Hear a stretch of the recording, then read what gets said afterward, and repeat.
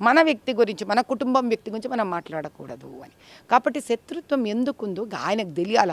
ఆయనకి ఏమైనా భయం వేసి ఉండొచ్చేమో, అరే ఈమె ఒక పవర్ఫుల్ హిందుత్వవాది, నిజంగానే సబ్జెక్ట్ నేర్చుకొని వస్తుంది, ఈమెకి ముస్లింలను తిట్టది, ఇస్లాంని తిట్టది, ఈమె స్టైల్ వేరే ఉంది, 25 ఏళ్ల నుంచి ఈమె సోషల్ వర్కరు, ఏమనిపించిందో మనకేం తెలుసబ్బా.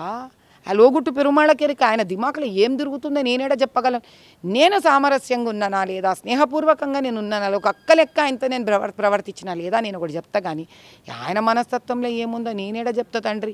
సరే, నా టికెట్ డిక్లేర్ అయినా కూడా 3 సార్లు ఇంటికి పోయినా, 3 సార్లు అతని భార్యతో పక్కన కూర్చొని తల్లి దండం పెడుతున్నా, ఇది రండి మీరు హెల్ప్ చేయండి నా.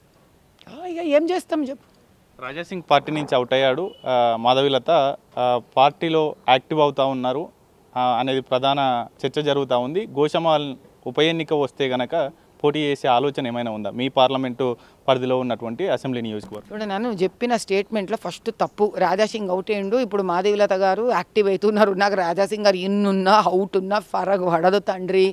నాకు ఒక్క గోషామేలే లేదు, 7 నియోజకవర్గాలు ఉన్నాయి. నాకు అర్థమవుతుందా? ఇప్పుడు ఇదేంటి మన బోనాలు ఉన్నాయి, 7 నియోజకవర్గాలు బోనాలకి పోయినా నేను, ఏది వదిలిపెడతలేనే నేను.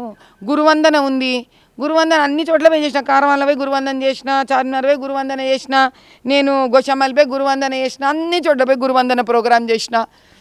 మొన్నసారి కూడా ఏంటి అహిల్యాబాయి హోల్కర్ ప్రోగ్రాం చేసి వచ్చిన. అర్థమైందా? ఆయనకి ఒక గోషామేలబ్బా, కానీ నాకు ఒక్క గోషామేలు లేదు. నా గోషామేలు ఉంది, కారవాన్ ఉంది, మలక్పేట ఉంది, చార్మినార్ ఉంది, బహదూర్పుర ఉంది, యకత్పుర ఉంది, చరణగుట్ట ఉంది, నాకు ఇన్ని ఉన్నాయి. ఆయన ఒక్కటి నిలబెట్టుకొని అంత కష్టపడుతుండేమో. నేను 7 ప్రాంతాలు తిరుగుతూనే ఉంటాను, ఫలక్నుమకు తిరుగుతూనే ఉంటాను, నాయక్ కాలనీ కోసం పరిగెత్తు కొట్లాడుతున్నా, ఇండ్ల కోసము, పంచలింగాల గుడి కోసం కొట్లాడుతున్నా, మలక్పేటల గడ్డి అన్నారంలో ఉన్న కొట్టినట్ట పెద్ద గట్టిగా మాట్లాడేసి వచ్చిన, వినాయకుడిని పెట్టేసి వచ్చిన. నేను ఒక్క జాగల ఒక్క చోట ఉండాల్సిన అవసరం నాకు. గోషామాల్లో ఉప ఎన్నిక వస్తే మాధవీలత గారు కంటెస్ట్ చేస్తారా? ఎట్లా ఉంటుంది గోషామాల్? తమ్ముడు నీకు ఒక్కటే మాట చెప్తున్నా, గోషామహల్లోని ప్రజలు అక్కడ దక్షిణ భారతం ఉత్తర భారతం 2 చోట్ల నుంచి చాలామంది ఉన్నారు.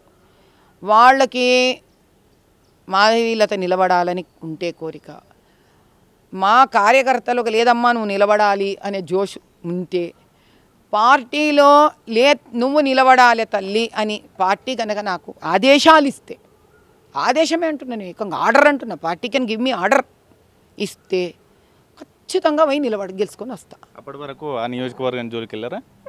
అది ఇప్పుడు చెప్పినా నీకు నేను. ఆదేశిస్తే గానీ ఎలక్షన్కి పనులకి ఏందా సంబంధం? అరే భలే ఉంటారా మీరు. నేను ఓడి చెప్తే మీరు